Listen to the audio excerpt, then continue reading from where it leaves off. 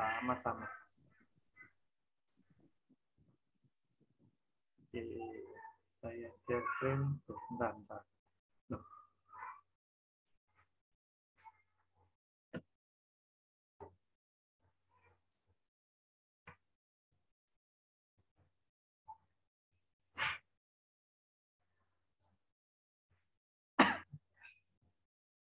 Oke, sudah tidak terasa ini sudah masuk sesi 12 ya. 2 pertemuan lagi.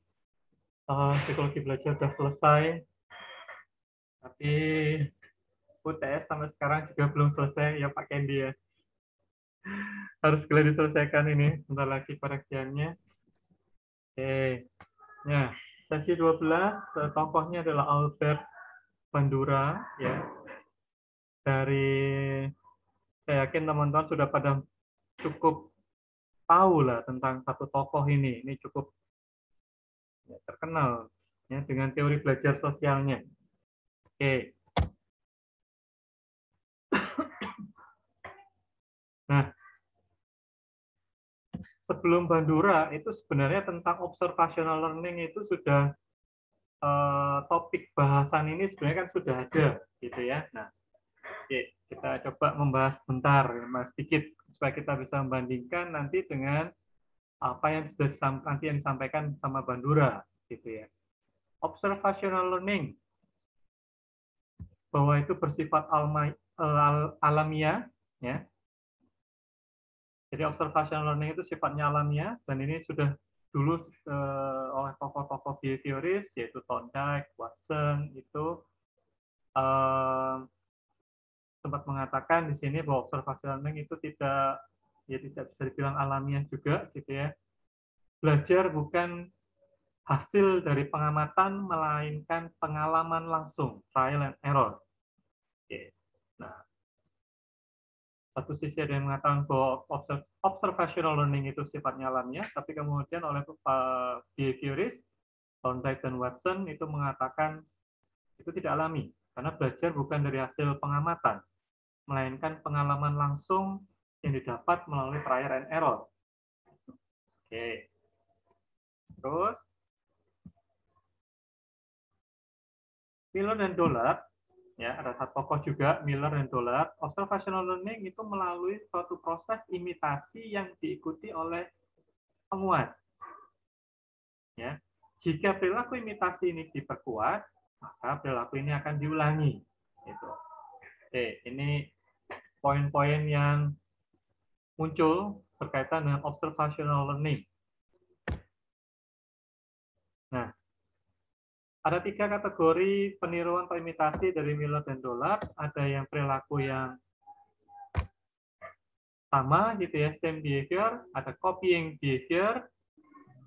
Ada match dependent behavior. Ini 3 kategori peniruan atau imitasi dari Miller dan Dollard. Oke. Nah, same behavior itu adalah proses imitasi paling sederhana. Jadi ketika 2 orang atau lebih merespon situasi dengan cara yang sama persis, gitu ya. Nah, itu disebut sebagai same behavior. Nah, kalau yang copying behavior terjadi dengan mengikuti panduan tertentu, mengarahkan perilaku orang lain untuk meniru perilaku contoh. Jadi ini agak sedikit berbeda kalau dengan yang same. Kalau same itu yang benar-benar ada sih. Bentar, sorry. Bentar ya teman-teman, mohon maaf. Saya cut dulu bentar.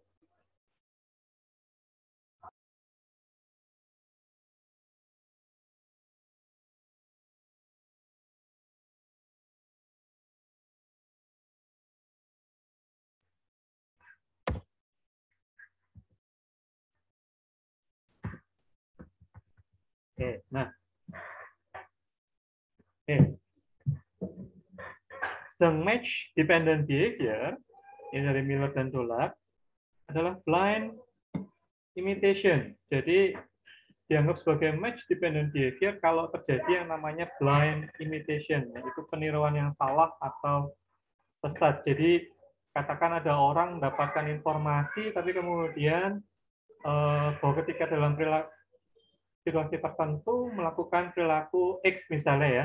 Nah, tapi kemudian ini ternyata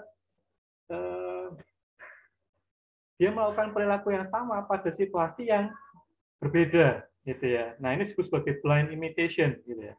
Jadi peniruan itu malah sebenarnya malah dianggap salah. Nah, ini adalah yang bahasan yang dikemukakan oleh Miller dan Dollar. Oke, ini sebagai katakan sebagai rangkuman. Tapi mohon maaf, saya itu agak lupa. Pak Kendi, ini Miller dan Dollar itu sempat kita bahas sebelum UTS belum ya? Belum, Pak. Miller Donald minggu depan, Pak. Minggu depan apa?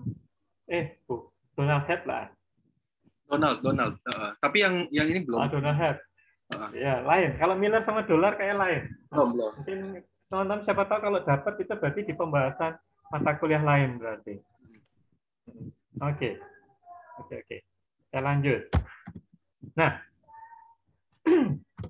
sedangkan Bandura, ya, kalian tadi kan itu yang sebelumnya dibahas oleh Bandura tentang observational learning. Tapi kalau saya menurut Bandura itu proses belajar itu terjadi dalam lingkungan sosial, ya. Nah, karena kita istilahnya tidak terlepas dari lingkungan sosial. Nah, itu sebenarnya proses belajar akan selalu terjadi. Nah, ini yang disampaikan oleh Bandura, gitu ya. Dengan mengobservasi, seseorang akan memperoleh pengetahuan, aturan, skill, ya, keterampilan, strategi, belief, dan sikap. Jadi, Bandura percaya ketika misalnya seseorang anak itu akan belajar dari pengamatan. Itu yang pertama ya, pengamatan dari observasi. Dia akan mengamati orang tuanya, sikapnya seperti apa, nilai-nilainya seperti apa, gitu ya. Terus kemudian apa yang dilakukan oleh orang tua itu pasti akan ditiru, gitu ya. Dan anak akan belajar dari situ. Nah, ini satu poin yang buat saya pribadi itu saya pro dengan Bandura, gitu ya. Itu membantu saya kemudian katakan untuk dalam pendidikan, istilahnya mendidik anak-anak, ya sini kita harus jaga, harus hati-hati, gitu ya. Karena ketika kita ngomong apa, gitu ya, terhadap suatu situasi, apa yang kita omongkan itu bisa ditiru sama anak, gitu. Oke. Dan ini bukan cuma sekedar istilahnya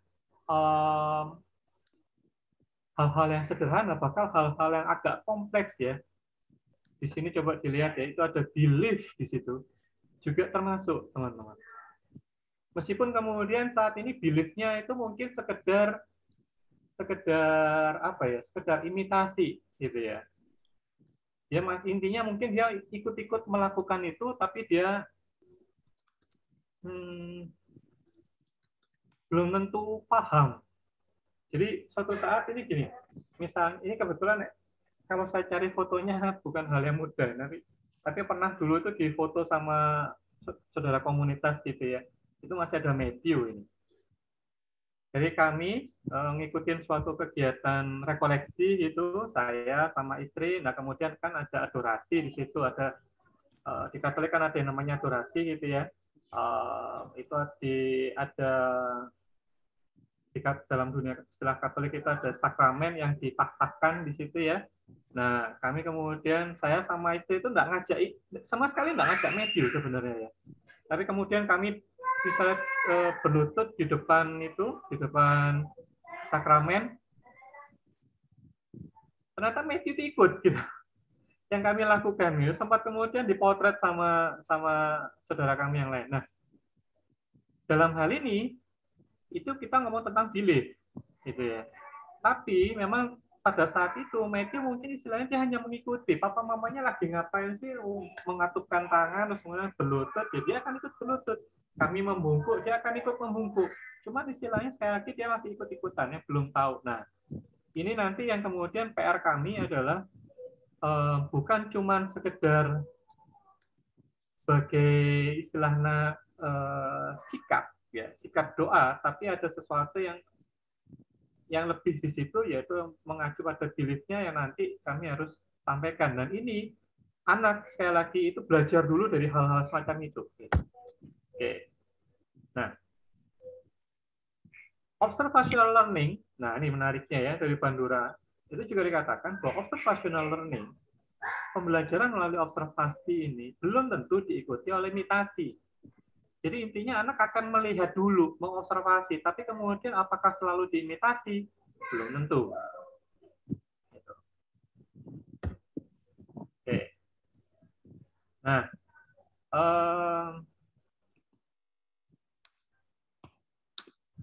ada yang katakan sebagai learning performance. Ini teman-teman masih ingat penelitian eksperimen apa yang bobodol itu ya? Masih ingat nggak teman-teman? Temponya kayaknya sempat disinggung ini, entah eksperimennya siapa itu saya lupa itu. Pak Kendi ingat Pak Kendi? Enggak, Pak.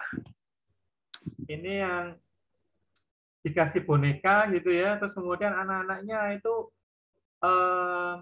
istilahnya sebelumnya dia ngikutin, dikasih tayangan film dulu. Tayangan film agresif, yang sifatnya menunjukkan agresif tertentu. Nah, terus kemudian anak ini ditaruh dalam suatu ruangan, dikasih boneka ini, gitu loh. Nah, itu diobservasi. Nah, dari situ kemudian malah sebenarnya itu tadi, kalau yang namanya agresivitas itu sangat mudah untuk ditiru, tuh, sebenarnya dari sini ya.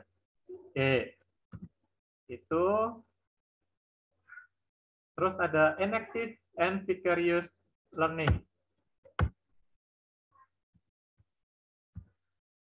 Oke, enactive learning itu adalah sebagai pembelajaran dari perilaku yang sesungguhnya, gitu ya. Nah, belajar itu diperoleh dari ketika seseorang mendapatkan konsekuensi atas perilakunya, gitu ya. Tergantung pada konsekuensinya. Kalau misalnya itu konsekuensinya positif, itu akan dipertahankan. Tapi kalau konsekuensinya negatif, itu akan dibuang. Nah, sampai di sini teman-teman cukup jelas nggak? Belum saya lanjutkan. Halo, ada yang mau ditanyakan dulu sampai di sini?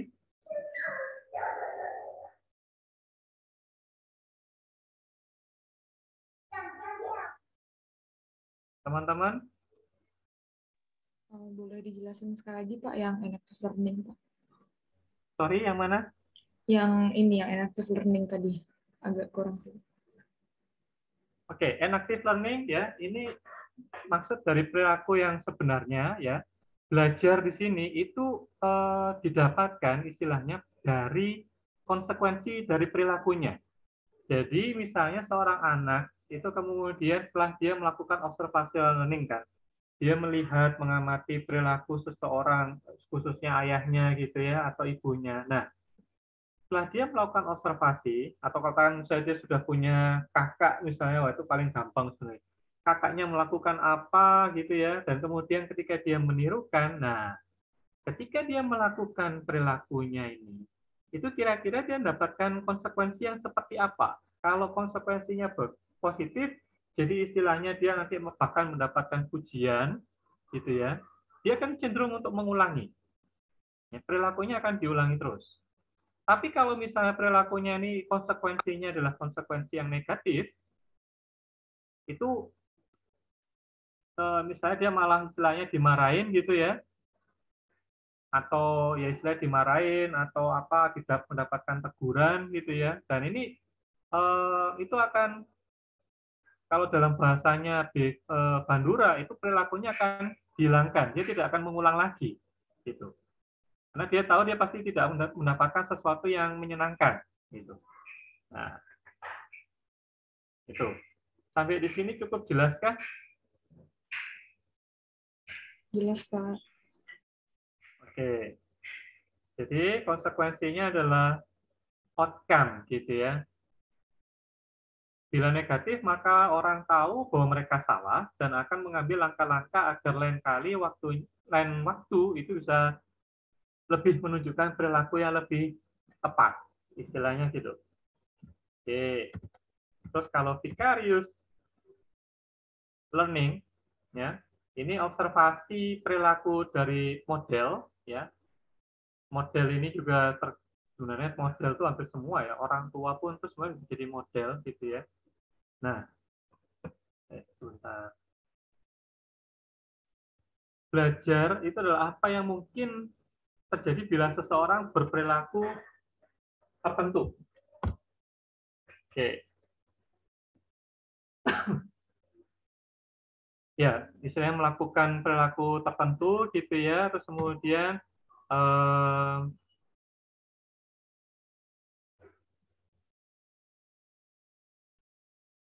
dia akan istilahnya akan mencoba perilaku itu, kemudian kira-kira berhasil atau tidak gitu. Nah, jadi di sini sebenarnya lebih pada apa yang dia dapatkan dari model tersebut. Gitu. Kalau tadi kan misalnya dari enactive learning kan dia istilahnya masih mencoba gitu ya, mencoba menunjukkan perilaku gitu ya. Oke, tapi kalau dalam vicarious learning ini, terus pokoknya dia mengamati dari perilaku model. Nah, modelnya ini kira-kira mendapatkan istilahnya apa yang terjadi pada model. Nah, itu yang sudah kemudian proses belajar sebenarnya terjadi di situ, gitu loh. Nah, sumbernya melalui pengamatan atau ya pengamatan mendengar secara langsung, ya bisa melalui TV, radio, video, gitu ya. Dari kemudian dia membaca atau apa dari orang lain misalnya. Nah, dalam hal ini malah kalau saya katakan membaca, bisa jadi mungkin malah dalam istilahnya dia tidak mendapatkan pengamatan secara langsung, tapi dia berusaha memahami dari apa yang dia baca. Oke, sampai di sini ada yang mau ditanyakan?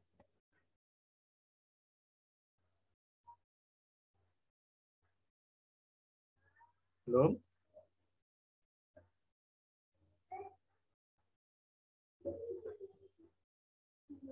Belum, Pak. Oke, ya saya lanjutkan dulu. Oke, nah disinilah letak perbedaannya ya. Kalau misalnya dalam enactive learning itu kan dia menunjukkan perilaku yang langsung ya. Dia istilahnya mencoba melakukan terus kemudian dia istilahnya merasakan langsung konsekuensinya.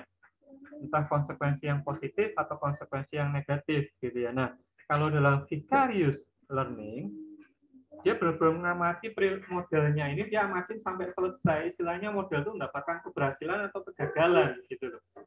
Kalau misalnya modelnya ini istilahnya mengalami kegagalan, ya mungkin dia sudah langsung belajar, dia tidak akan melakukan perilaku tersebut gitu. Nah, di sini malah makanya itu kuncinya di sini adalah dia akan lebih pada dengan vicarious learning itu akan membantu individu untuk tidak mengalami sendiri konsekuensi yang negatif tersebut. Oke. Nah, ini variabel yang bisa mempengaruhi observational learning.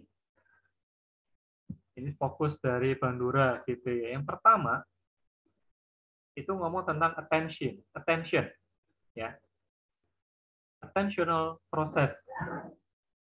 Seseorang akan belajar kalau dari awal dia sudah ada atensinya.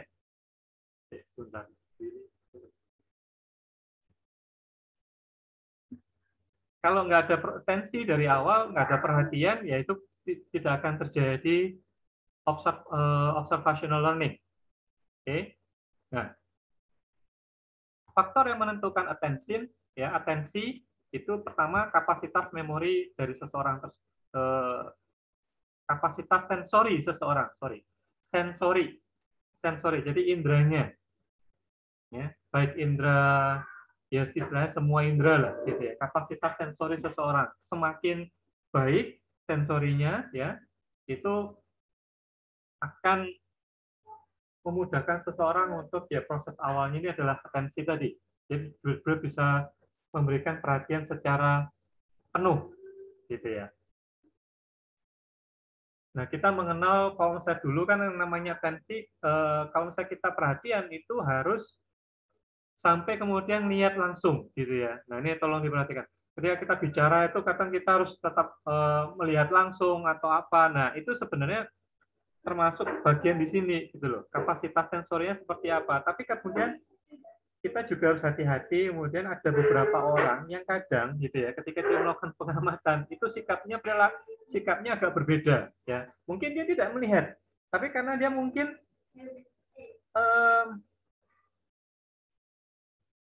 lebih enak kalau bagi dia itu mendengarkan. Jadi ketika diajak ngomong itu mungkin dia nggak natap langsung gitu, tapi kemudian dia akan melihat ke hal yang lain, tapi dia mendengarkan dengan baik gitu loh.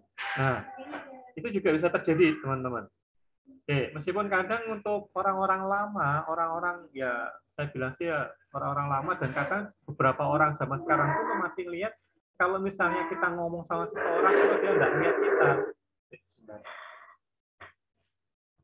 Ini kakinya, please. Ya. Oke, itu istilahnya nggak di apa ya? Kalau dalam bahasa Jawa itu diajeni gitu ya.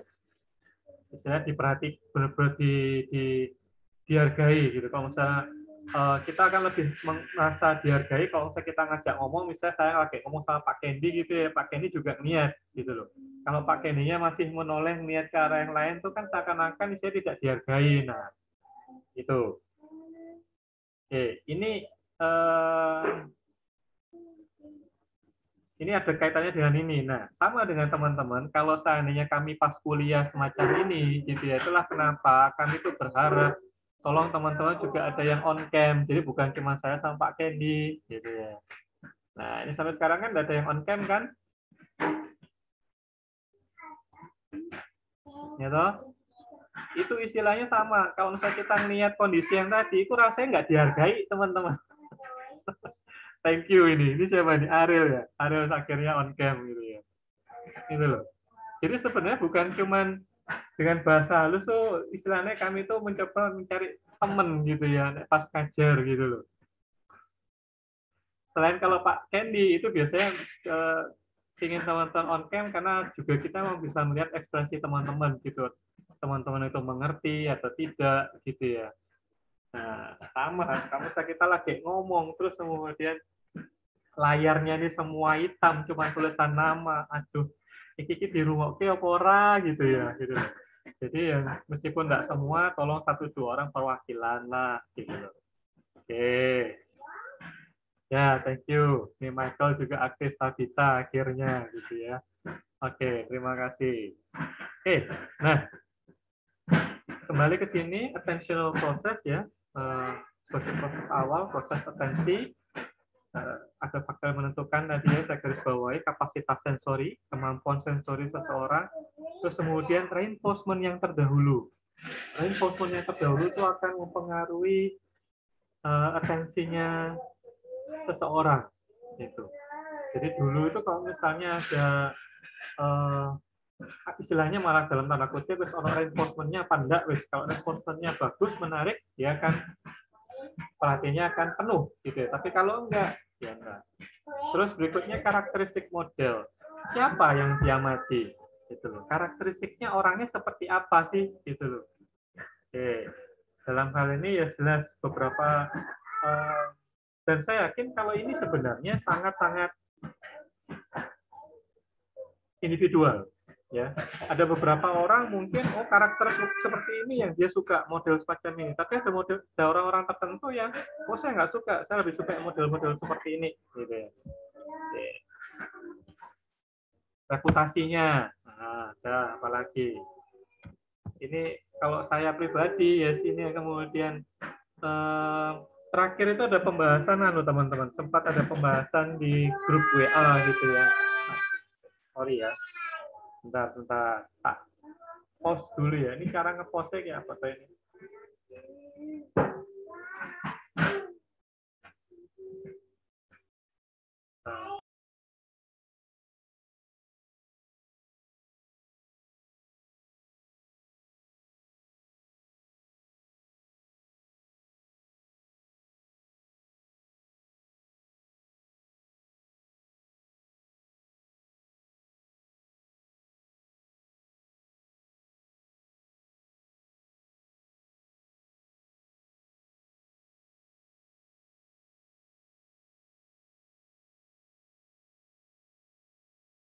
Sambil Pak Diki sudah datang. Oke. Pak Kenny, silakan. Mau Oh enggak Pak, enggak. sampaikan sesuatu? Tadi sambil menunggu, aku pengen review yang tadi di awal-awal Pak. Mau ngetes apakah Boleh, mereka boleh. paham atau enggak. Tapi Pak Diki udah datang nggak apa-apa Pak. Next dulu. Loh, nggak apa-apa, Pak. Tak kasih waktu. Oh. Sudah tak kasih. Lanjut Pak. Nanti Silakan, terakhir. Lanjut. Oh, iya. Oke. Ya, wes. Ya, ini tadi 2 kerucil kecil itu yang paling mengganggu soalnya. Oke, attentional, reputasi. Berikutnya, nah, retentional. Ya, retentional. Tadi attentional, attention. Ini sekarang retention. Proses mentransformasikan perilaku model yang telah diamati menjadi simbol-simbol dalam pikiran pengamat. Kalau yang tadi atensi itu kan masih sebatas kita mendapatkan istilahnya sensori ya, sebagai rangsangan gitu. Nah, kemudian yang retention ini berarti masuk dalam mulai di istilahnya kalau dalam pikiran itu di coding istilahnya ya, di coding gitu. Di sini ada 2 cara retentional process itu, ada imaginally ya, ada yang verbally. Jadi kalau imagine berarti kita ya istilahnya membayangkan gitu ya dalam pola pikiran kita gitu loh. Tapi kalau misalnya verbal itu dalam bentuk semacam ya istilahnya dibahasakan gitu ya. Kalau dalam situasi seperti ini kita harus ngapain, gitu situasi seperti ini itu modelnya melakukan apa gitu. Oke. Nah, ini lebih lanjutnya, lebih lengkapnya ya. Imaginally membayangkan tadi gambaran atau image hidup, ya, gambaran stimuli fisik itu kita masukkan dalam pikiran kita, ya, dalam memori. Peranan penting pada tahap awal, gitu ya. Pada tahap awal perkembangan, ketika kemampuan berbahasa itu masih kurang. Nah, itu biasanya kebanyakan itu terjadi yang namanya imagine, gitu, membayangkan, gitu ya. Karena memang kita anak-anak kan sampai ini anak saya aja masih 3 tahun ini yang Billy itu kan secara bahasa masih kurang gitu ya.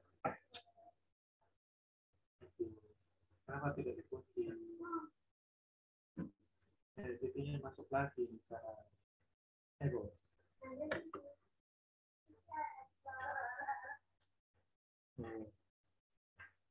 Nah, kalau masih kecil itu kan masih kemampuan berbahasanya kan masih kurang ya. Nah, jadi mereka masih benar-benar batas istilahnya bermain gambar gitu ya, mengingat. Gitu. Nah, kalau yang verbally, berarti ini sudah istilahnya sudah bisa mengcoding dalam bentuk bahasa. Gitu.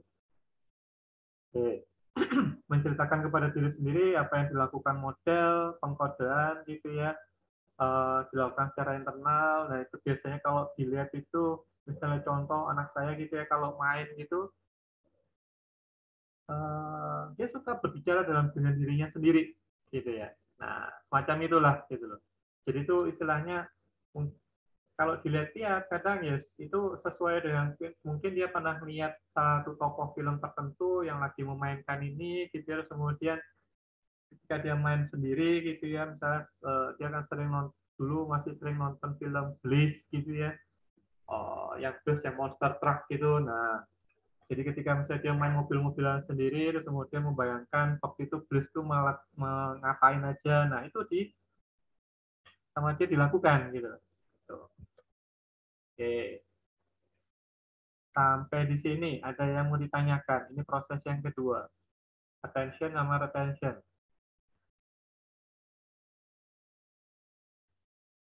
Ada yang mau ditanyakan?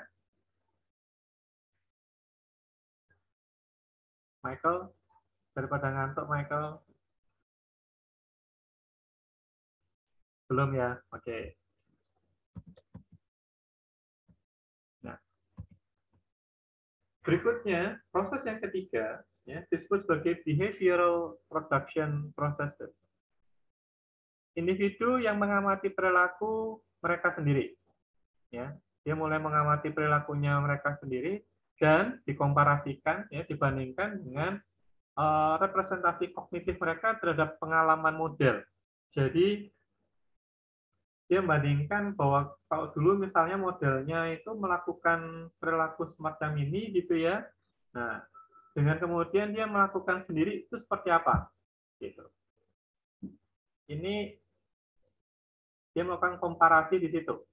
Ya, dia ingat-ingat kembali model waktu itu melakukan perilaku seperti apa gitu ya. Nah, ini menggunakan self observation, jadi kemudian dia mengamati dirinya sendiri gitu ya, dan kemudian self correction juga terjadi kalau seandainya oh kayaknya dulu modelnya nggak melakukan secara seperti ini gitu ya. Misalnya contoh kalau misalnya ada anak itu kemudian contoh perilaku papinya, misalnya papanya itu ngelakuin seperti apa sih? Kok kayaknya agak beda gitu ya. Nah, gitu. Cara sisiran misalnya, oh rasanya papa itu kalau nyisir rambut dari kiri ke kanan misalnya, atau kemudian atau dari kanan ke kiri. Nah, itu dia mengkoreksi sendiri gitu. Yang lihat di kaca, kok misalnya papanya itu kok sisiran itu seperti apa? Nah, itu. Oke. Ini ada contoh yang lain juga ya. Saya mendapatkan nilai-nilai jelek gitu ya. Representasi kognisi saya seharusnya tidak sistem kebut semalam. Ini banyak singkatan-singkatan. Ya. Dan ternyata memang melihat teman dapat nilai bagus karena mengulang pelajaran. Gitu ya. Nah, ini loh. Ini kalau misalnya kita melakukan yang namanya behavioral production processes gitu ya.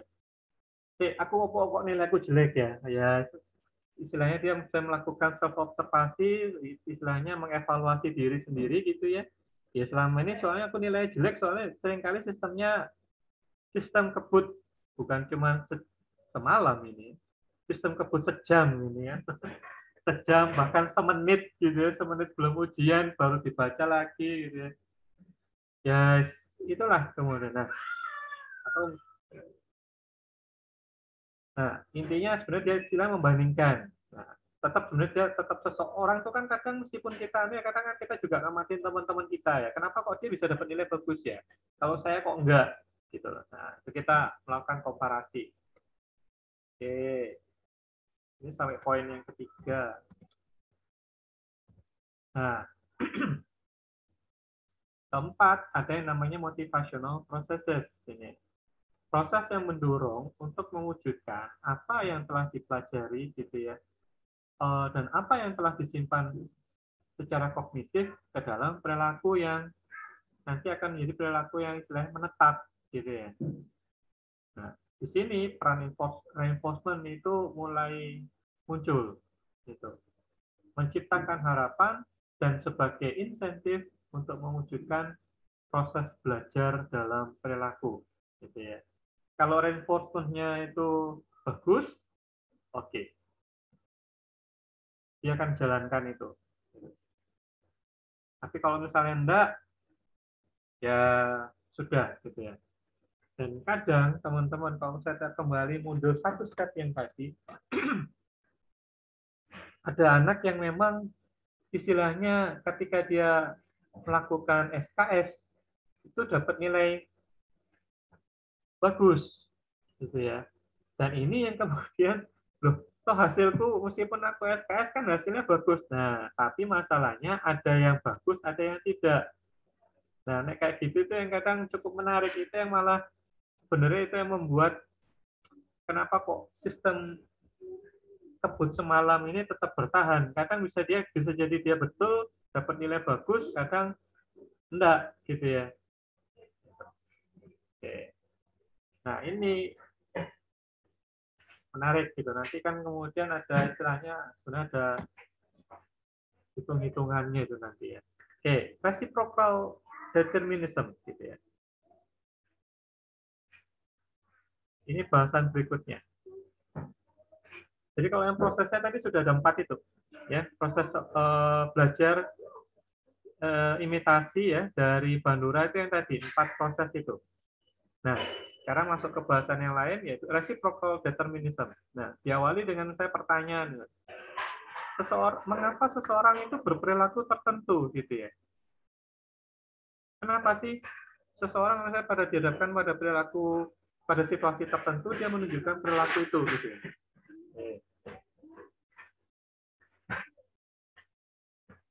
Nah, kita mencoba melihatnya dari polanya ini. Ada behavior ya, terus kemudian ada lingkungan, itu ada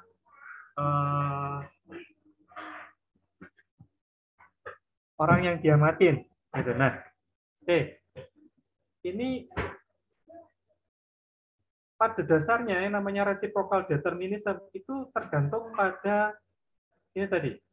Ya, semuanya itu sebenarnya saling mempengaruhi ya. Yang namanya determinism ternyata bahwa semuanya itu saling berkaitan.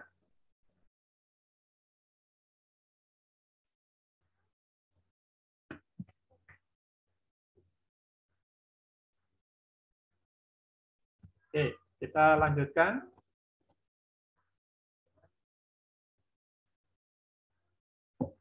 Jadi itu adalah suatu hubungan yang timbal balik, gitu ya.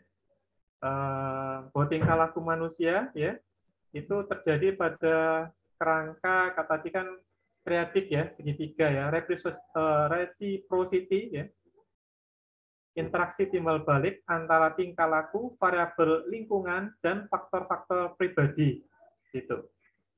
Jadi kalau yang tadi itu misalnya B itu behavior gitu ya, terus kemudian ada environment, terus kemudian personal faktornya gitu.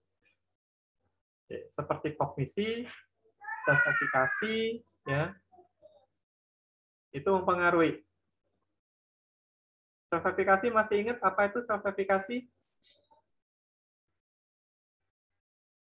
Michael?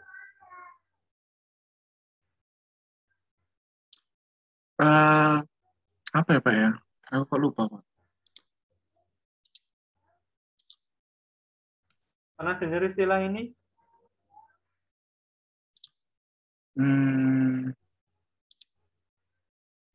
Kayak persepsi diri sendiri mengenai seberapa bagus diri dapat berfungsi dalam situasi tertentu. Seberapa bagus? Mengenai seberapa bagus diri dapat berfungsi dalam situasi tertentu. Oke. Ada yang mau menambahkan?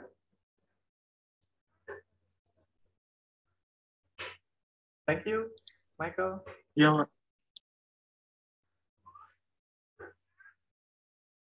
Anas apa Yolina?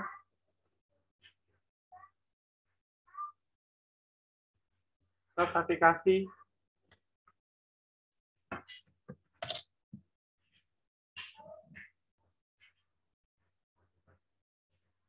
Pernah dengar istilah ini enggak? Pernah, Pak. Kenapa? Pernah dengar. Kayak keyakinan individu apakah dia tuh dapat menyelesaikan tugas, seberapa jauh dia bisa menyelesaikan tugasnya. Pemahaman saya seperti itu, Pak. Oke, nggak salah pemahamanmu ya. Tapi dipertajam dengan gini biasanya kalau misalnya ngomong gitu ya. Self-efficacy itu ada seberapa yakin seseorang ya atas kemampuannya, atas seberapa baik dia melakukan sesuatu. Nah, ini berarti katakan ada sesuatunya. Nah, sesuatunya ini yang tidak boleh dilepaskan. Gitu ya. Kalau saya biasa kasih contoh begini. Saya kalau misalnya disuruh nyetir motor gitu ya, sampai dengan katakan motor sport lah, motor sport yang standar ya, maksudnya yang katakan motor laki lah gitu ya, itu saya bisa, itu meskipun nanti main kopling atau apa gitu ya, oke lah, saya bisa mengendarai itu gitu ya, terbiasa sudah bisa, sertifikasi saya cukup tinggi gitu ya. Tapi ketika misalnya disuruh nyetir motor balap di trek balap gitu ya, yang kecepatannya sampai 300 rasanya 300 km per jam, langsung sertifikasi saya menurun, rendah. Gitu ya. Karena saya nggak punya keyakinan sama sekali bahwa saya bisa nyetir motor balap, saya nggak pernah latihan gitu ya. Cuman seneng nonton itu gitu ya. Cuman seneng lihat orang kalau lagi balapan itu seperti apa, miringnya sampai segitu gitu ya, sampai ditahan dengan lututnya gitu ya. Wah, lebih keren lagi kalau ada sedikit kecelakaan gitu ya kan, menarik ya, motornya kayak putar-putar orangnya balik-balik gitu ya. tapi sambil berharap berdoa jangan sampai ada apa-apa gitu ya, untuk mereka sudah tahu caranya jatuh yang baik dan benar itu seperti apa gitu ya. Nah, saya kan nggak pernah latihan gitu ya, takutnya nek misalnya benar-benar jatuh ya, iya nek misalnya anu selamat nek enggak lah ya anu itu. Nah, itu yang dimaksud dengan sertifikasi. Nah, disinilah kemudian itu yang menjadi istilahnya ini teman-teman. Ini jadi timbal balik gitu ya. Perilakunya dia akan melakukan perilaku tersebut, terus kemudian dengan apa yang dia miliki gitu ya, personality ini yang dia miliki tadi, secara kognisi, secara self-efficacy, dan kemudian lingkungan. Nah, lingkungannya itu tergantung lingkungannya seperti apa gitu. Kalau katakan lingkungannya itu bisa mendukung, ya mungkin akan semakin menguatkan seseorang untuk berperilaku tertentu gitu ya. Kalau lingkungannya tidak mendukung, ya mungkin tidak gitu ya. Jadi dalam hal ini tiga hal ini sangat berperan gitu ya, saling mempengaruhi gitu, reciprocal determinism gitu ya. Jadi kalau misalnya katakan contoh suatu saat misalnya Anas pergi ke misalnya pergi ke pesta misalnya, nah di pestanya itu kemudian Anas istilahnya dandanan seperti apa sih gitu loh. Kalau kemudian ketika dia melakukan dandanan tertentu terus kemudian lingkungan ini kira-kira tidak sependapat gitu ya, wah ini Anas dandanannya aneh gitu ya. Nah ini akan kemudian pada kemungkinan yang lain itu dia tidak akan melakukan dandanan seperti itu lagi gitu loh, karena lingkungannya sudah memberikan istilahnya feedback ke dia gitu ya. Nah tapi ini juga tergantung lagi kembali ke Anasnya di sini, masuk ke P-nya ini. Kalau katakan P-nya ini kadang misalnya cukup kuat juga, nah itulah kenapa muncul beberapa teman-teman seroto ekstrim-ekstrim gitu ya. Jadi meskipun dia dianggap aneh sama lingkungannya, dia tetap baik gitu loh. Padahal lingkungan sebenarnya sudah tidak terlalu pro gitu ya. Nah, gitu. Tapi kadang bisa jadi hanya butuh 1-2 orang aja loh. Ya, meskipun jadi istilahnya kumpulan minoritas itu saling menguatkan.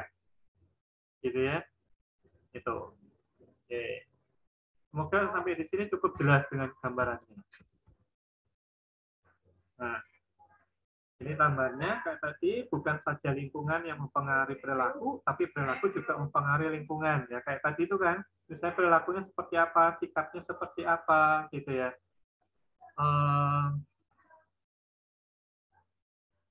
Nah, ini konsep yang kadang itu kita juga harus hati-hati dengan ini, teman-teman.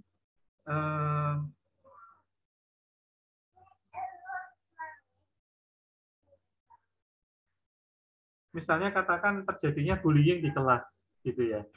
Bullying di kelas itu juga kadang lihat juga. Kadang ada satu orang misalnya yang oknum gitu ya. Oknum melakukan sesuatu gitu. Nah, dia kan menunjukkan perilakunya gitu ya terhadap seseorang lain. Nah, masalahnya adalah lingkungan ini reaksinya seperti apa gitu loh. Kadang itu kenapa kadang bullying itu jadi agak sulit dihilangkan. Kadang orang-orang atau observer yang lain, pengamat itu, lingkungannya ini, itu kadang juga ikut-ikutan ketawa, gitu loh. Paham ya maksudnya ya? Ketika ada seseorang yang dibully, malah yang orang lain itu malah istilahnya ikut-ikutan ketawa, sehingga kemudian bagi seorang pembuli ini, ya loh, ya kan enggak apa-apa loh, aku mendapatkan audiens gitu ya. Nah, ya kemudian ya perilaku itu akan semakin menetap, gitu.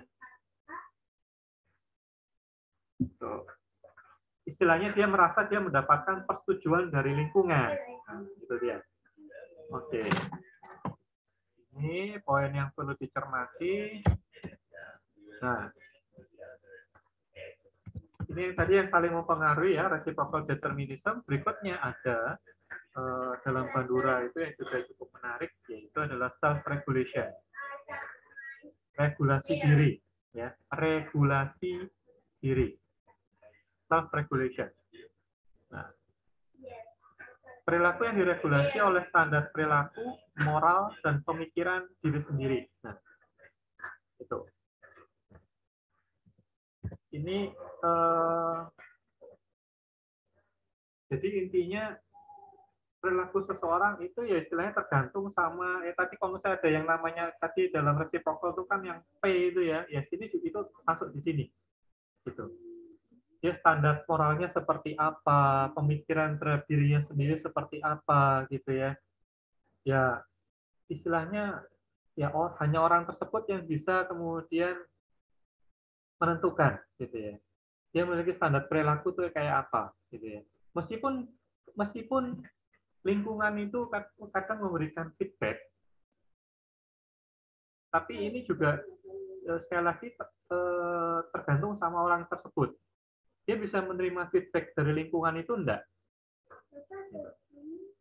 Nah, kadang ada beberapa orang wah itu makanya kemudian ada muncul yang wah C atau C hari ini gitu ya. Dari lingkungan itu di feedback gitu ya. Tapi saya tetap aja gitu. Nah, itu. Ya mungkin karena dia punya self regulasi yang ya tarafnya segitu gitu loh. Oke. Nah, ini klasifikasi tadi sudah saya singgung ya. Kepercayaan seseorang tentang apa yang mampu ia lakukan. Oke. Nah, selama klasifikasinya tinggi, nah itu akan menunjukkan ya antusias, kepercayaan dirinya akan tinggi gitu ya. Tapi misalnya dari awal klasifikasi nilai rendah itu akan kelihatan teman-teman. Jadi kalau misalnya kami itu ya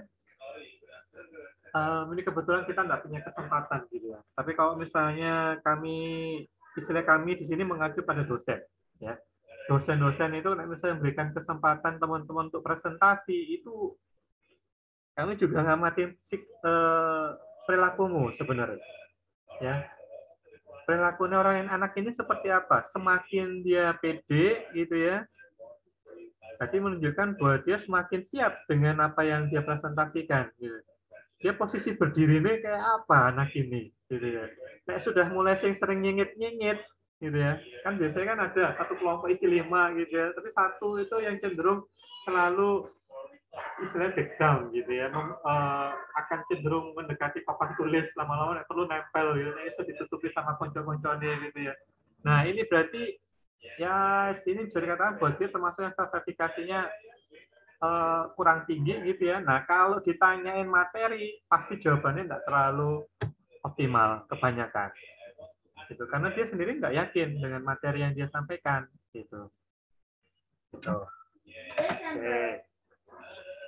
Nah, ini akan kelihatan dari perilaku.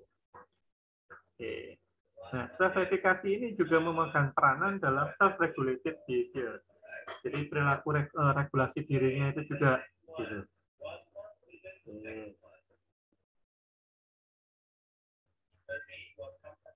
Sampai di sini, ada yang mau ditanyakan? Ada Tatita, ada Anas. Tatita ada yang mau ditanyain? Belum? Pak, saya mau bertanya. Silakan, Anas. Kalau secara awam, secara pemahaman saya dari apa itu self-efficacy, berarti ada mirip-miripnya sama optimisme, atau itu beda? Cuma sekilas sama. Pada dasarnya, kayaknya kalau dibilang sama persis, tidak bisa dikatakan demikian. Tapi misalnya memang ada kemiripan, boleh. Bahwa dia optimis. Gitu ya. Tapi kemudian, kalau kemudian apakah optimis itu sama dengan self-efficacy? Enggak juga. Optimism kan akhirnya mengacu pada orang yang memiliki dia istilahnya apa ya, orang yang istilahnya selalu positif, rasa berpikir positif bahwa dia akan bisa gitu ya, kan, dia akan lebih bisa ke melakukan mindset. sesuatu. Ke mindsetnya. Tapi kalau self-efficacy ini akan selalu ditinjau dari previous behavior atau prior experience yang pengalaman sebelumnya. Dia mampu enggak? Okay. Gitu loh. Ya, meskipun kemudian optimisme ya dia akan, kalau misalnya contoh kayak tadi ya, self-efficacy tadi, misalnya saya disuruh yang tadi nyetir motor balap. Kalau sekarang disuruh nyetir, saya jelas nggak berani. Tapi tolong kasih saya waktu, misalnya katakan ya berapa bulan untuk belajar. Mungkin cukup berani, tapi nek disuruh balapan nggak wani, lain ya. Tapi setidaknya untuk mengendarai mungkin saya oke lah, setelah cukup familiar dengan caranya, pokoknya tapi aku tolong diajari ya gitu loh. Nah ini berarti kita bicara sertifikasi gitu loh, paham ya Nas ya? Apalagi nek ngomong tentang motor balap, wah saya motor balap sama motor yang istilahnya apa sih, mobil yang saat ini konvensional itu beda banget gitu loh. Kalau motor balap kan semua apa ya, semua panel naik turun apa itu ada semuanya di setir gitu. Nah ini saya sekarang disuruh nyetir motor balap, paling saya kasihan sama supplier, takutnya ngerusak mobilnya, salah tekan jebol dari mobil balapnya gitu ya gitu. Oke. Nah, Pak, saya mau tanya, Pak. Ya, silakan. Siapa ini? Untuk Michael, Pak. Michael. Oh ya, oke. Silakan. Untuk self-efficacy ini bisa dipengaruhi sama faktor motivasional, nggak? Motivasi. Oh, tentu saja bisa dong. Bisa. Kalau dia motivasinya cukup tinggi, misalnya kata tadi ya, misalnya orang yang mau belajar atau apa ya, itu bisa mempengaruhi sertifikasinya. Tapi kalau misalnya saya contohkan kayak gini, Pak. Kalau misalnya ini balik ke motor lagi, kayak dia itu skillnya buat berkendara itu setengah-setengah lah, Pak. Tapi dia tuh dimotivasi, akhirnya dia tuh punya kepercayaan diri. Nah, dites sama dia. Terus dia nggak sukses, dia akhirnya jatuh. Itu kan itu apa ya Pak, bahasanya? Bisa dibilang learning juga nggak Pak dari situ? Yang kamu maksud dengan learning-nya ini apa dulu? Kan kayak gini, apa ya? Kalau misal learning-nya bahwa dia kemudian dia kemudian tadinya dia kemampuan bermotornya misalnya setengah gitu ya, masih nggak terlalu bagus, terus kemudian dia nyoba, terus kemudian dia jatuh. Nah, kalau dia bisa kemudian mengevaluasi kenapa dia bisa jatuh, terus kemudian dia mencoba lagi, nah motivasi kan di situ, berarti dia mau mencoba lagi. Tapi ketika misalnya dia mencoba terus kemudian dia tidak belajar dari kesalahannya, nah itu lain lagi. Berarti kan istilahnya proses learning-nya tidak terjadi di sini. Akhirnya dia jatuh lagi. Gitu ya, Michael ya? Iya, Pak. Makasih, Pak. Gitu. Ini mungkin saya pernah cerita nggak ya? Dulu tuh saya punya teman yang unik gitu ya. Waktu itu masih di SMA gitu ya. Terus habis pulang sekolah, kita janjian, nanti pulang kita main ke rumahmu yuk. Entah nanti mau baca buku atau apa gitu ya. Rumahnya dekat.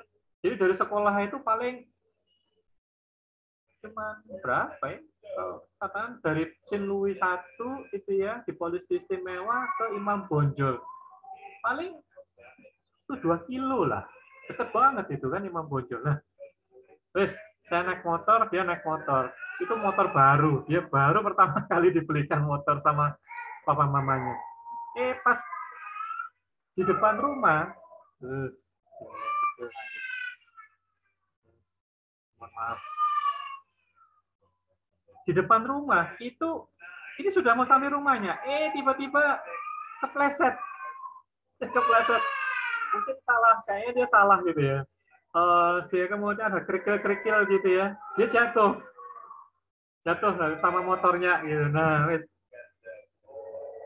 satu sisi mungkin ya istilahnya kalau dibilang kalau pas tadinya mau nyetir dari sekolah ke rumahnya baik-baik saja gitu ya. Tapi gara-gara jatuhnya ini, terus semenjak itu dia nggak mau nyetir sepeda motor. Dia mengalami trauma. Nah, dalam hal ini berarti saya dikatakan kalau saya tanya tentang self-effikasinya untuk motor.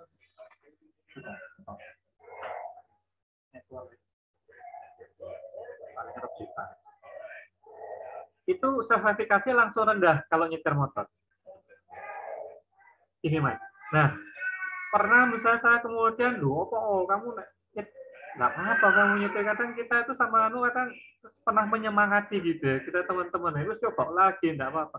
Benar-benar nggak mau. Jadi secara ini berarti meskipun kita berusaha untuk self-efikasi ini akhirnya juga bisa mempengaruhi motivasi seseorang. Dia sama sekali nggak mau mencoba. Itu gara-gara pengalaman cuma jatuh sekali, dan jatuhnya itu bener kayak jatuh kepleset gitu loh, bukan jatuh delosor yang jauh gitu, enggak, cuman belok, motornya pelan terus kemudian kepleset gitu aja, jatuh. Terus semenjak itu dia nggak mau naik motor lagi. Itu Michael, semoga cukup menjawab ya. Di dalam hal ini kan bisa berpengaruh.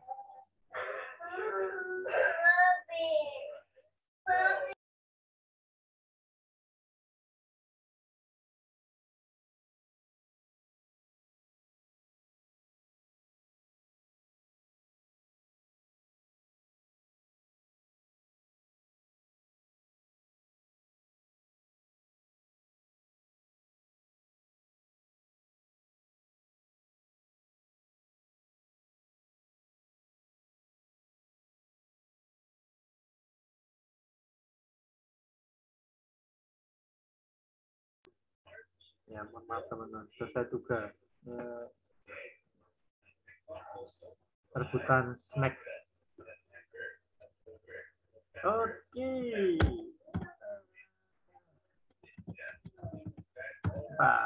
Oke, self-efikasi. Saya lanjutkan ya.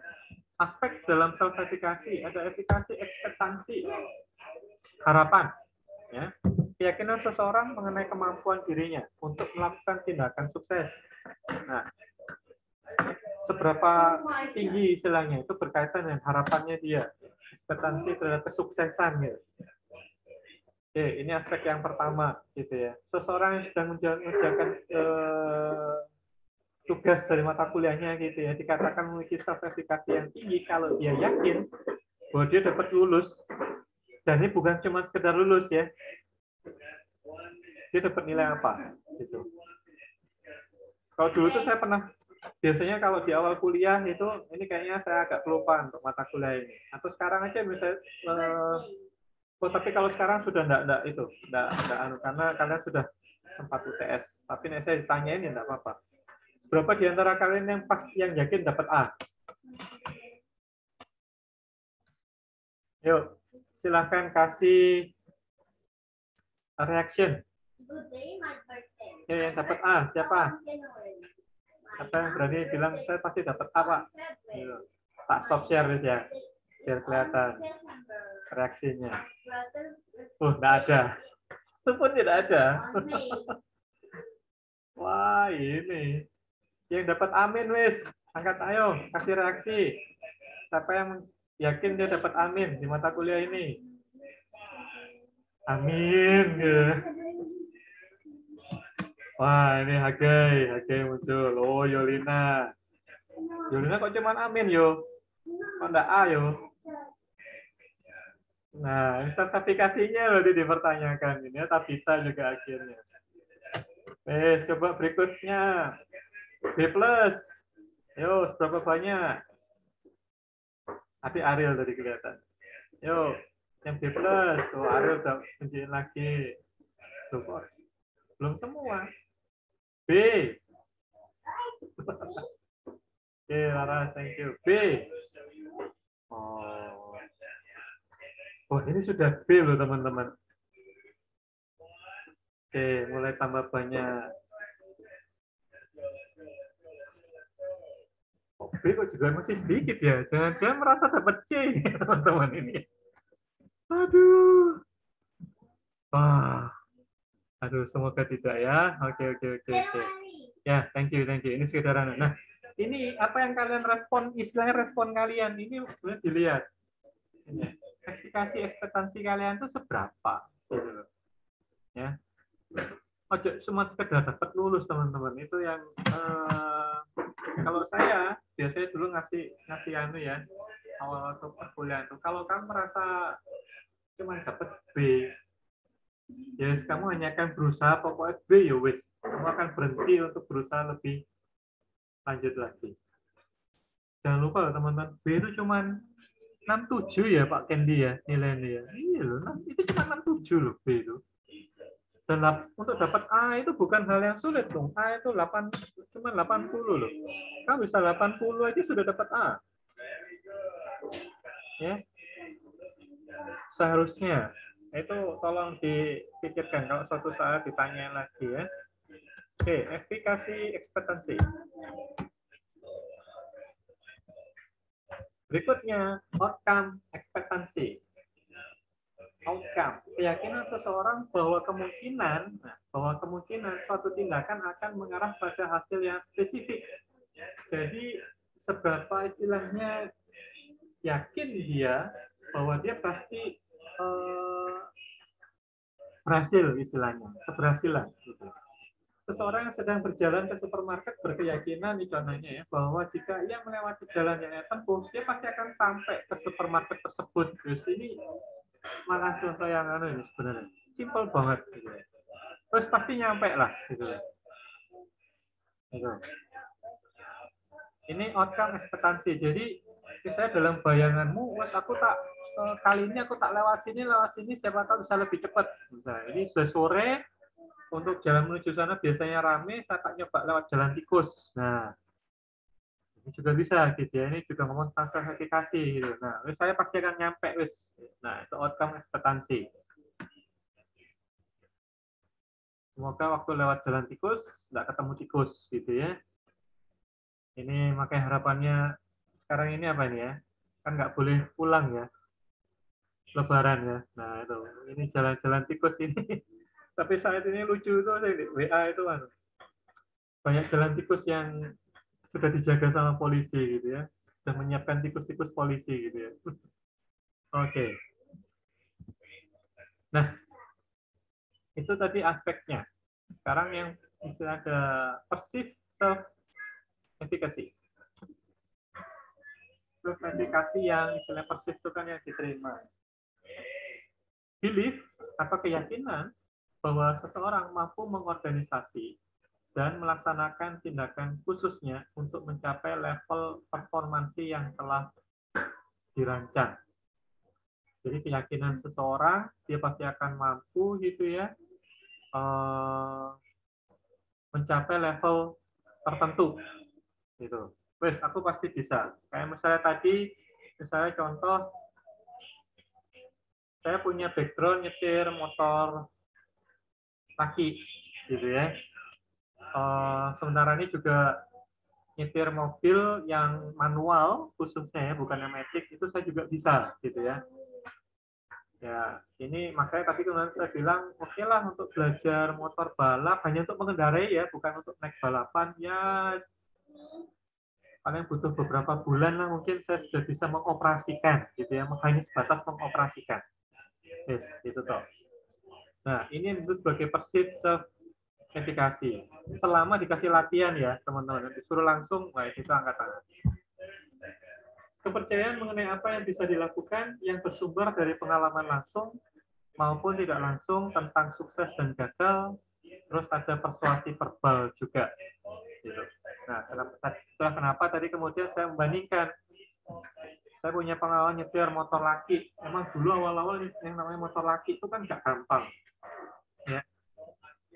Karena nyetir motor itu malah buat saya pribadi malah gampangan nyetir mobil manual daripada nyetir motor. Kalau nyetir mobil yang manual, kamu lepas kopling, itu mobil masih jalan, ya masih bisa jalan. Apalagi yang diesel, wah diesel lo kamu lepas kopling aja, gasnya nggak usah ditekan dia jalan, nggak mati mesinnya. Tapi kalau motor laki, kamu lepas kopling, gasnya belum kamu apa-apain, langsung mati motornya. Gitu. Bahkan sudah diimbangi dengan gas. Nah, ini. Nah, itu saya istilahnya punya pengalaman untuk itu, jadi kemudian cukup pede lah untuk nyetir yang aneh ya. Oke. Ini. Nah. Berikutnya ada yang namanya moral code gitu ya. Kriteria internalisasi yang datang dari pengalaman langsung atau orang lain yang digunakan untuk evaluasi perilaku etis. Nah, ini kenapa tadi juga ada disinggung masalah tergantung sekarang dari segi istilahnya ya moral seseorang gitu ya. Ini sekali lagi itu juga dilihat dari bisa dari pengalaman langsung atau kemudian istilahnya pengamatan gitu ya. Makanya saat ini nih, tapi jujur kita itu harus istilahnya kalau di Indonesia ini rada harus hati-hati. Sekarang gini dong, maksudnya ini, kalau misalnya kita kan dibiasakan menerima, pertanyaan sekarang. Mestinya ini tak tanyain dulu.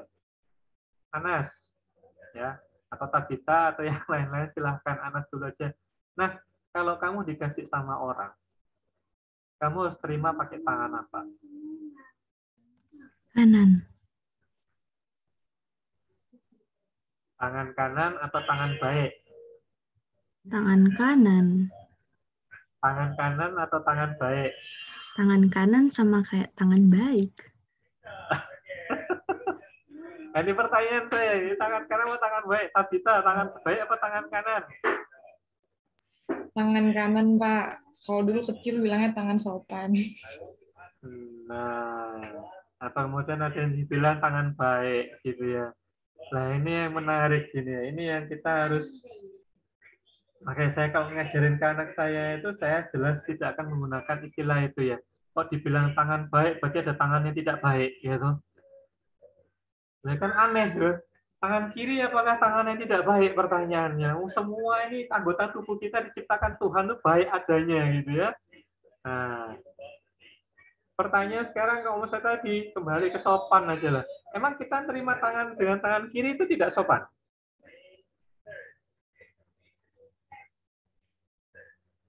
Gimana Tabita? Anas, ayo, atau yang lain silakan berikan komentar.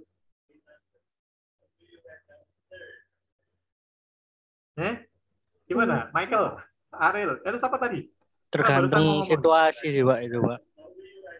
Tergantung situasi.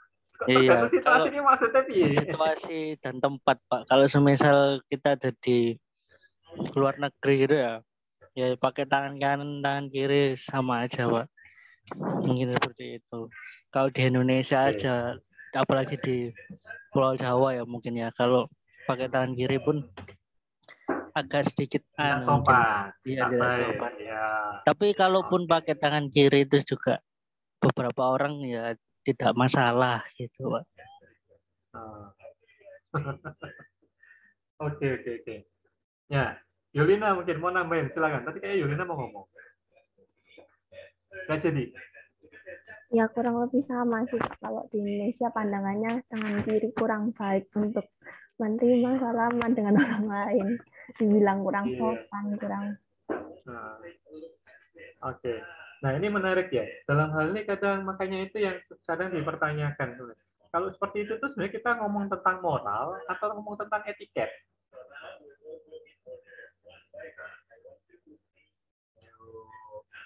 Nah ini tidak apa-apa. Ini nanti PR ya teman-teman ya. Etika. Lebih pada ngomong tentang etika, ngomong tentang etika dan etiket itu bahkan beda ya teman-teman. Nanti coba dicek lagi ya. Nah, oke. Intinya saat ini kita ngomong tentang sebenarnya kalau bahas tentang moralis sudah cukup panjang gitu. Itu soalnya ada ngomong itu tadi. Kita bisa membedakan istilahnya mana yang moral, apakah itu hanya sebatas etika gitu ya. Karena itu sesuatu yang berbeda gitu loh. Nah, dalam istilahnya kalau moral itu sebenarnya lebih pada menyangkut pada istilahnya pada orang itu hasilnya akan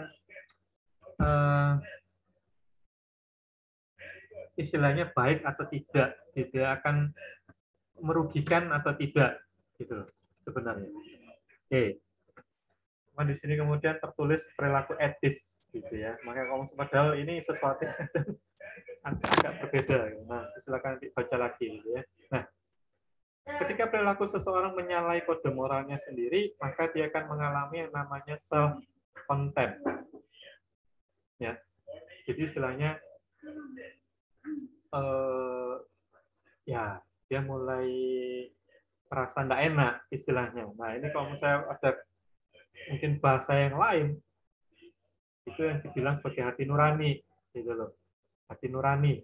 Nah ini sebenarnya ada kaitannya dengan ini, moral code ini. Nah jadi kalau misalnya kembali ke yang tadi, masuk ke yang datang reciprocal determinism, nah ini kan masuk dalam P itu, moral seseorang. Nah itu akan dilihat. Jadi interaksinya antara perilakunya ya dengan nilai moral yang dia punya dan lingkungan kan gitu. Nah, suatu saat dia dalam situasi tertentu lingkungan ini dia kemudian melakukan perilaku yang sebenarnya itu tidak berkenan gitu istilahnya, tidak sesuai dengan moralnya. Ini bisa jadi akan membuat seseorang itu istilahnya disrespect terhadap dirinya. Aku loh punya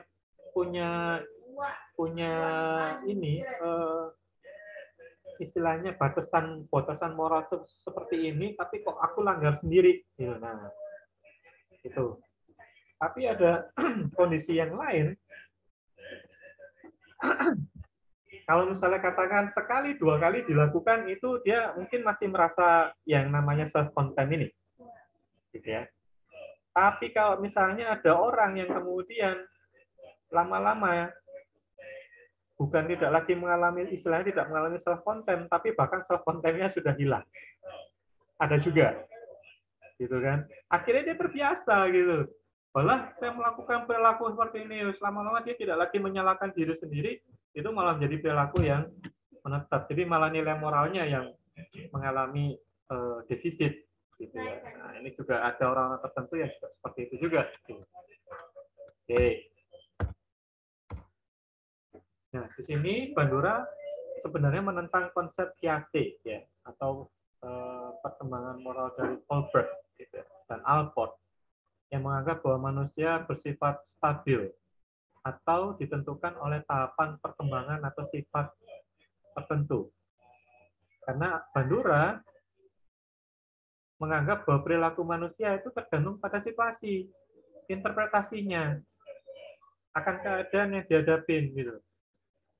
Pada saat itu dibandingkan dengan karakter seseorang. Jadi bagi Bandura, moral code ini dia nggak ngikutin istilah kalau kiasi itu kan tahap perkembangan kognitif seseorang ya. Itu terus kemudian kalau Kohlberg itu kan perkembangan moralnya. Tadinya kemudian yang baik buruk atau apa gitu ya, benar salah, kemudian nah kalau Bandura itu dia masih ngelihatnya bahwa itu tergantung ya, pas pokok intinya dia tergantung pada interpretasi orang tersebut, situasinya seperti apa pada waktu itu gitu. Terus tinggal dilihat itunya wis gitu. Situasinya seperti apa, dia membuat interpretasi yang kayak apa, dia kemudian dia menunjukkan perilaku yang seperti apa wis. Itu bagi Bandura gitu ya. Moral code itu seperti itu bagi Bandura. Karena pada situasi tertentu mungkin dia tidak akan melakukan, tapi pada situasi yang lain dia akan melakukan. Ini yang dilihat sama diamatin oleh Bandura. Jadi malah istilahnya begini. Dan ini kadang itu pengamatan sebenarnya cukup masuk akal ya. Istilahnya gini, kalau seandainya misalnya suatu saat kamu pergi ke suatu, anggapnya gini aja, kamu pergi ke suatu pesta, misalnya di mana pesta ini ya itu yang hadir itu ya di antara kalian sendiri ya, teman-teman kalian sendiri. Kira-kira perilakumu sama enggak dengan kemudian suatu saat kamu pergi ke pesta, tapi yang hadir itu dosen-dosen semua, kamu tuh termasuk tamu yang diundang. Kamu kira-kira perilakunya sama enggak? Pasti beda kan ya? Nggak mungkin sama, istilahnya kamu ngambil teman-temanmu ya sudah, akan perilaku seperti ini, sudah biasa. Tapi ketemu sama pada situasi yang kemudian itu ada Pak Diki, ada Pak Cendi di situ, gitu ya, ada Bu Agnes, ada Pak Kun misalnya, wah apa lagi, gitu ya. Pas istilahnya kamu kan udah jaim gitu, jaga image gitu kan istilahnya kalau bahasanya. Semoga itu masih bahasa yang dipakai. Ternyata saya belum kurang update gitu. Nah itu. Oke, ini Bandura lihatnya di situ. Pengamatan dia melihat menunjukkan hal ini gitu. Oke. Nah, terdapat beberapa mekanisme yang dipakai seseorang untuk meninggalkan kode moralnya tanpa rasa, self-contempt. Gitu ya. Oke, jadi ini kembali lagi ya teman-teman. Tadi kan dikatakan bahwa seseorang kalau dia melanggar moralnya, istilahnya kode moralnya sendiri, gitu ya, dia akan mengalami self-contempt tadi. Nah, ternyata ada beberapa mekanisme gitu. Oke, yang pertama moral justification.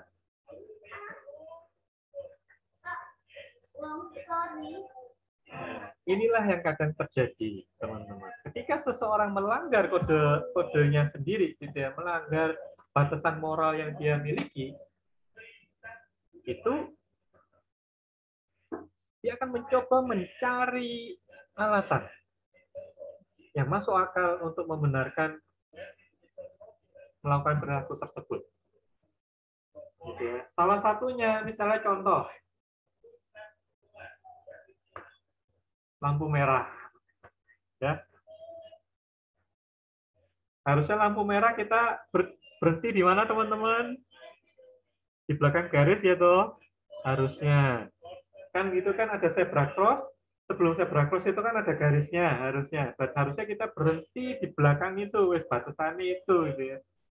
Jadi garis itu ono maksudnya. Pemerintah ngeceti jalan aspal itu mesti dipatuhi, tapi kan nyatanya enggak. Satu orang berada di depan gitu ya. Wes cukup satu aja teman-teman. Ya. Cukup satu aja yang mulai duluan, nanti yang lainnya ngikut. Gitu. Nah, disinilah terjadi yang namanya moral justification. Kata, loh, ya tahu, loh itu ada sing anu kok, ya bukan cuma aku tahu kok. Ya, nah, wis itulah.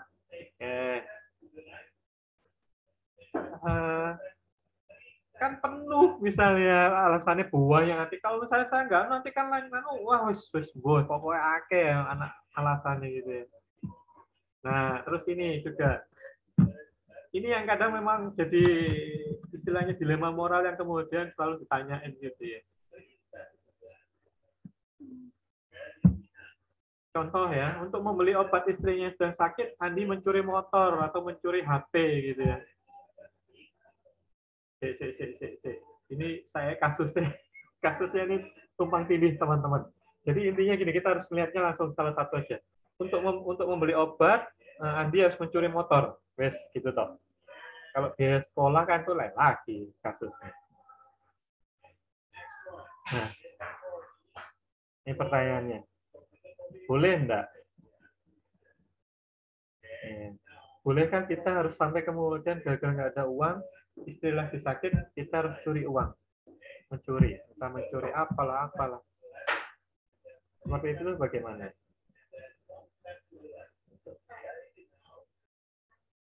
Ini pertanyaan-pertanyaan semacam ini yang di Fakultas Kedokteran ya, setahu saya teman-teman, ini yang sering kali itu dibahas gitu ya. Apalagi kalau misalnya kedokteran itu kemudian pertanyaannya kan, ini ada seseorang ya, istri,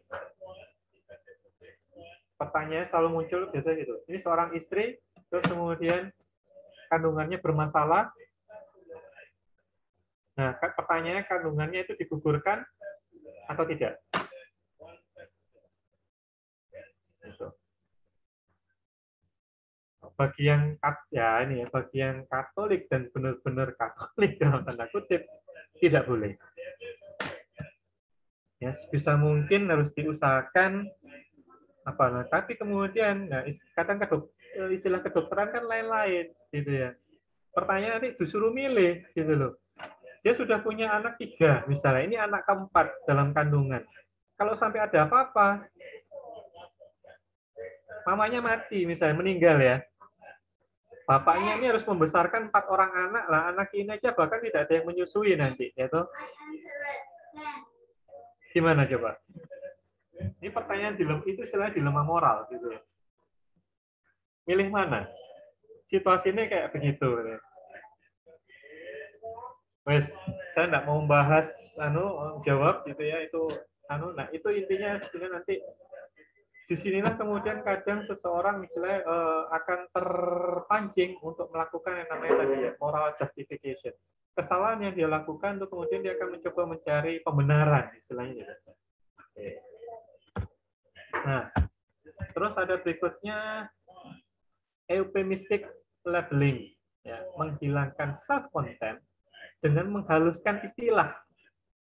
Jadi istilahnya dihalusin sehingga dapat diterima, gitu ya. Ya, ini contoh, ini ibaratnya kenaikan harga diperhalus dengan menyesuaikan harga. Padahal tetap naik, gitu ya. Tapi misalnya kita ngomong istilah naik kan rasanya kok ekstrim. Padahal ya enggak sih.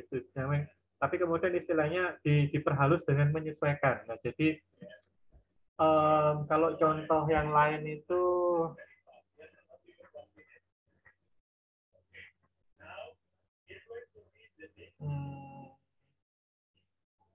apa ya?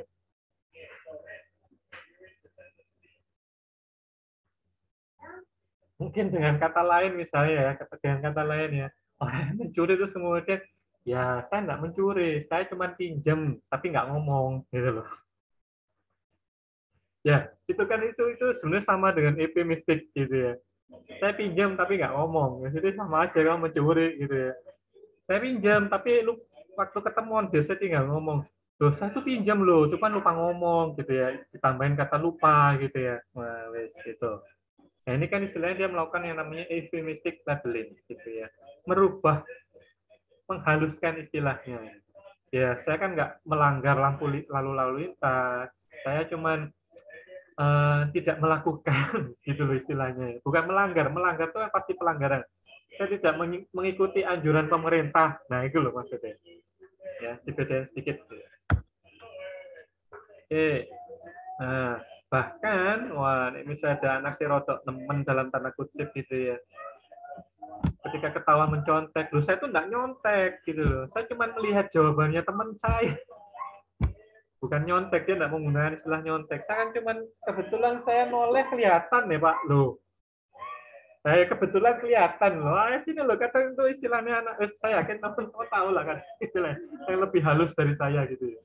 Oke.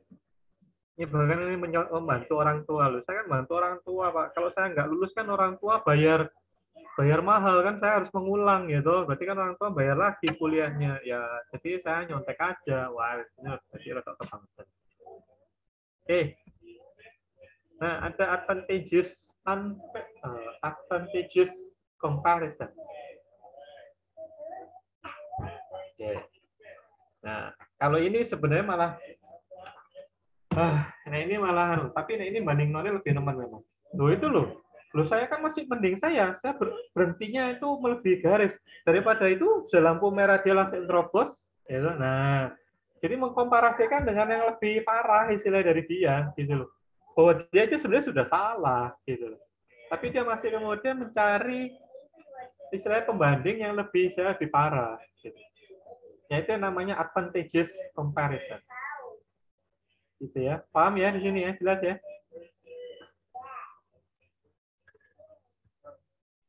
Ya. Nah, saya nyuri ayam ya misalnya, tapi lihat para pejabat nyuri miliaran. Wah, yes, itulah.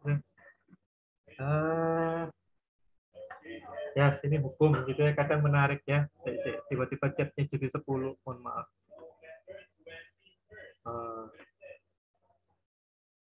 Ini malah saya kelewatan, belakang garis. Oh iya, tadi saya ngomong apa? Oke. Ini kayak kelewatan. Ya. Oke, ini advantageous comparison.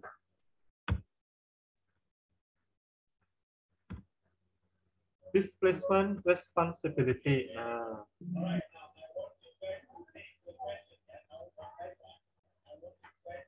Seseorang dapat menghilangkan self-content saat menyadari bahwa perilaku adalah kepatuhan terhadap perintah orang lain. Nah, yes. Nah ini dia itu istilahnya mengalihkan tanggung jawabnya siapa, gitu ya. Misalnya gini teman-teman.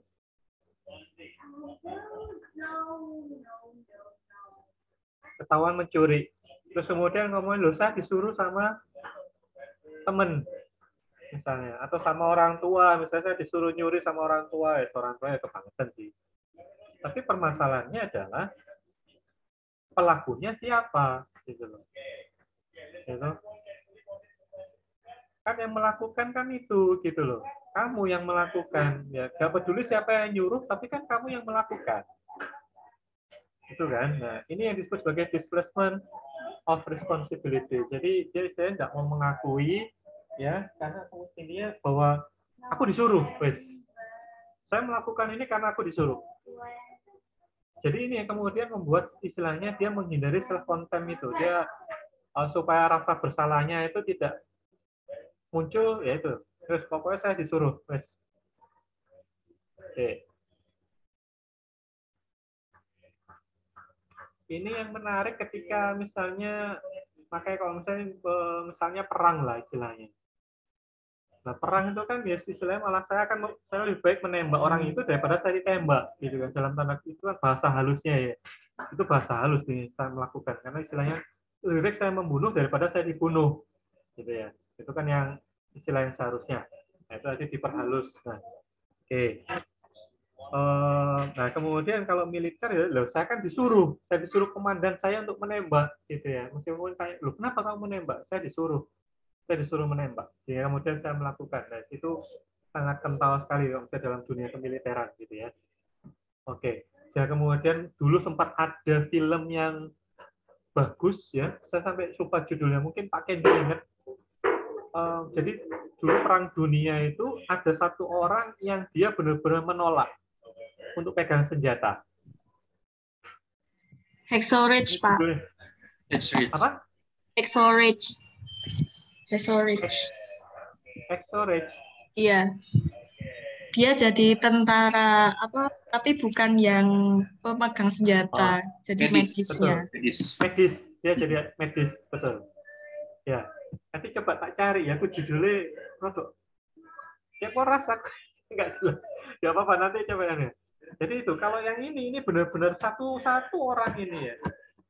Satu orang tentara ini itu bahkan sampai dia diolok-olok, sampai dia dianggap apalah pada waktu pelatihan. Karena orang tuh heran gitu loh. Kalau kamu nggak mau megang senjata, kamu ngapain masuk tentara di sini? Jadi militer. Dia benar-benar menolak, bahkan memegang aja dia nggak mau.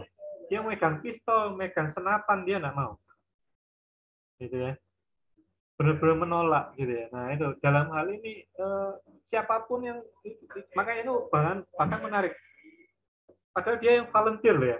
Dia mengajukan diri untuk masuk jadi militer pada waktu itu. Bukan disuruh, bukan wajib militer, tapi dia yang mengajukan diri. Tapi ketika jadi anggota militer dia nggak mau angkat senjata. Nah itu yang menarik. Kebetulan orangnya bahkan sampai selamat sih ya. Dia menyelamatkan cukup banyak orang pada waktu perang waktu itu. Nah, itu ini ada kaitan misalnya itu militer kembali ke sini lah. Militer kebanyakan yang akhirnya kemudian untuk cari amannya wis istilahnya saya disuruh. Wis gitu toh. Oke. Nah, ini. Makanya contohnya itu sangat melekat di dunia kemiliteran. Oke.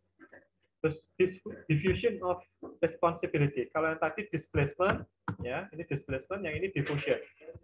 Keputusan yang dibuat kelompok untuk menghilangkan tanggung jawab individu. Oke. Tony ketahuan mencuri mangga dan kemudian ya dipukuli oleh banyak orang. Nah, di sini kita nggak bahas Tony-nya, tapi bahas sekumpulan orang yang main hakim sendiri. Kan sekarang kan sudah tambah parah ya teman-teman ya. Sudah beberapa kali itu sehingga kemudian sampai meninggal tuh ya. Dibakar lah, dipukuli sampai meninggal lah. Nah, permasalahannya orang-orang semacam itu yang kemudian istilahnya melakukan kekerasan gitu ya. Ini istilahnya yes, diffusion of responsibility masuk di situ. Ini tanggung jawab siapa sih sebenarnya? Saya kan paling cuma kayak misalnya ditanya, loh saya kan cuma mukul sekali di kepalanya, dia kan nggak langsung mati gitu ya. Nah, mungkin dia dipukul sama orang itu yang kemudian dipukul sampai mati, dia yang istilahnya dalam tanda kutip itu yang memberikan finishing blow gitu ya, pukulan yang mematikan. Nah, itu loh. Jadi lebih istilahnya finishing blow-nya siapa gitu. Nah, itu kan juga orang banyak yang kemudian dia layak untuk dipukuli gitu ya, karena dia mencuri mangga gitu ya. Nah, ini yang kadang kita harus hati-hati, teman-teman. Beberapa kasus kan sudah terjadi gitu ya. Nah, ini takutnya kalau itu semakin berkembang, nah lama-lama masyarakat akan main hakim sendiri. Oke. Bonek yang merusak mobil saat pertandingan, ya tidak ada satu individu yang merasa bertanggung jawab karena dilakukan secara bersama-sama, gitu loh. Nah, boneknya Surabaya apalagi ya. Ini ada yang jadi bonek nggak ini teman-teman ini ya? Semoga lebih menjaga sikap ya. Untuk jadi pendukung boleh, tapi jangan jadi bonek ya. Oke. Tidak ada satu individu yang merasa bertanggung jawab ketika saya melakukan suatu tindakan, karena itu dilakukan secara beramai-ramai. Oke. Disregard atau distortion of consequences. Nah, seseorang menghindari bahaya sebagai akibat dari tingkah lakunya, jadi tidak ada self-content.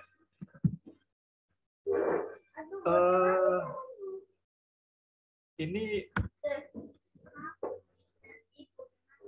ya sebenarnya ya ini contohnya kayaknya sudah jelas lah ini ya, melakukan secara perilaku ya, tindakan pembunuhan dalam arti supaya dia istilahnya ya dia akan menghilangkan barang bukti tanpa merasa bersalah karena supaya dia menghindari hukuman gitu ya.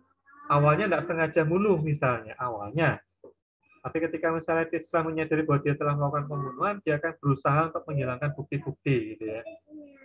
Terus nanti itu agak panjang itu nanti. Oke, ini salah satu contohnya. Oke, dehumanization, jika seseorang dianggap sebagai subhuman, mereka merasa istilahnya bahwa mereka layak untuk diperlakukan tidak manusiawi, gitu ya, tanpa ada self-content. Ini teman-teman kalau membahas terjadinya Holocaust yang Hitler, ya, Nazi Jerman, karena mereka merasa bahwa mereka sebagai bangsa yang unggul, ya.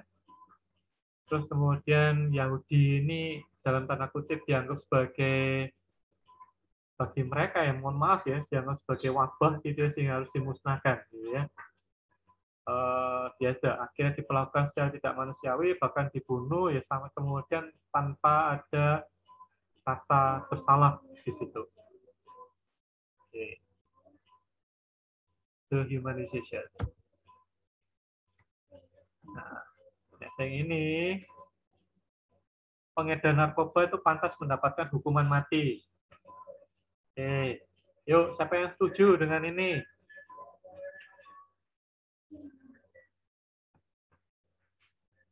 Gimana? Kalau pendapat Yolina gimana, Yo? Kurang setuju, soalnya kayak melanggar. Kurang setuju, soalnya kayak melanggar hak asasi untuk hidupnya seseorang gitu. Mungkin lebih dihukum yang berat seperti penjara seumur hidupnya gitu mungkin, Pak. Ya, satu sisi memang ini nanti kadang ya beberapa bahas tuh, namanya pengedar narkoba tuh sudah berapa banyak remaja yang hilang masa depannya gara-gara mereka, gitu ya. Bahkan yang mati juga banyak. Jadi pengedar narkoba ini sudah menyebabkan banyak remaja yang meninggal misalnya. Nah, tapi meskipun dengan demikian pertanyaannya apakah mereka ini pantas untuk dihukum mati, gitu. Oke, ini nanti akan muncul saya pembahasan nanti pokoknya jangan sampai kemudian bahwa itu sudah tidak lagi dianggap sebagai manusia gitu, intinya itu jangan sampai seperti itu gitu. Oke.